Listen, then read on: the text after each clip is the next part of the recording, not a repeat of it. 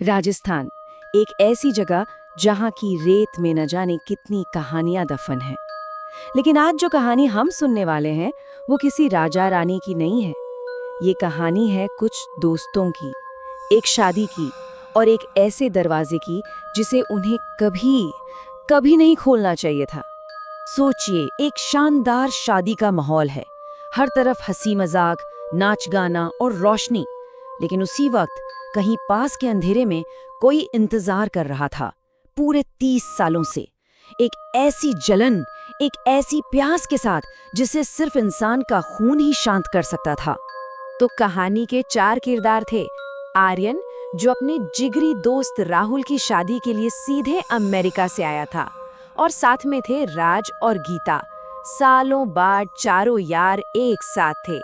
खैर, शादी की रस्में पूरी हुई, रात गहरी होने लगी, और जब करने को कुछ नहीं बचा तो गीता के दिमाग में खतरनाक आइडिया आया। गीता ने धीरे से फुसफुसाते हुए कहा, याद है अपने स्कूल के पीछे वाला वो जला हुआ खंडर?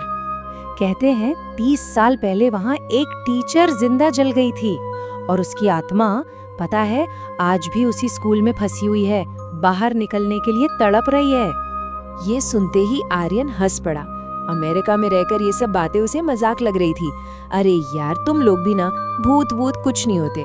लेकिन उसकी हंसी तब रुक गई जब दोस्तों ने उसे कुणाल के बारे में बताया, उनका ही एक क्लासमेट जो हिम्मत दिखाकर उस खंडर में गया था, और उसके बाद वो कभी पहले जैसा नहीं रहा, बस पागल सा होकर गलियों में घूमता रहता है। अब आर्यन को ये बात अपनी ईगो पर लग गई। एक छोटी सी शर्त और वो तैयार हो गया। बोला, ठीक है, मैं अभी जाके देखता हूँ कि उस खंडर में आखिर ऐसा क्या है। और बस चारों दोस्त उस अंधेरी रात में उस वीरान बिल्डिंग की तरफ चल पड़े, जो दूर से किसी जानवर के कंकाल जैसी दिख रही थी।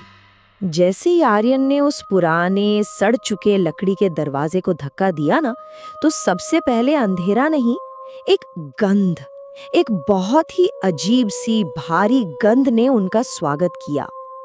ऐसी गंध जैसे अंदर कोई चीज बहुत बहुत पहले मरकर सड़ चुकी हो। इसमें कोई शक नहीं था, ये मौत की गंध थी। टॉर्च की रोशनी में अंदर का नजारा तो किसी बुरे सपने जैसा था।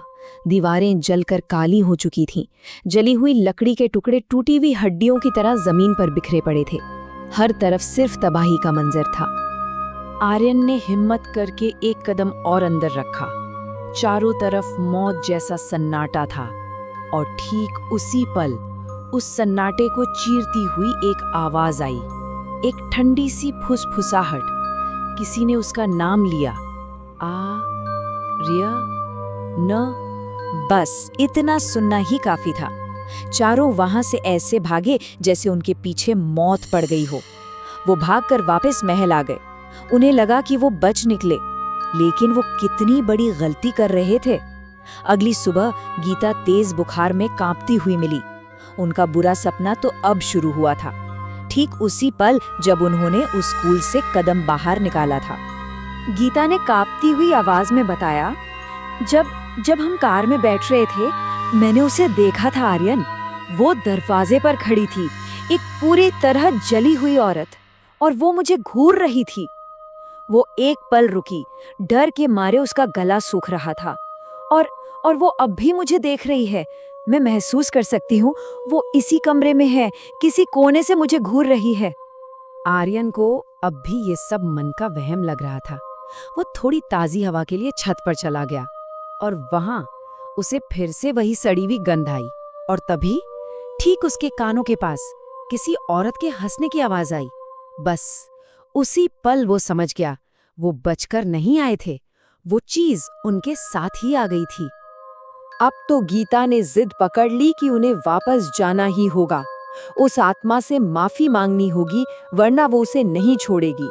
आर्यन, जो अब तक बुरी तरह डर चुका था, मान गया, और वो दोनों अकेले ही उस डरावने खंडर की ओर वापस चल दिए। आर्यन उस जले हुए हॉल के बीचों बीच खड़ा होकर चिल्लाया, हमें माफ कर दो प्लीज, हमारी गलती थी, हमें जाने दो। कुछ पल खामोशी रही, और फिर जवाब में वही हंसी गूंजी, वही डरावनी हंसी।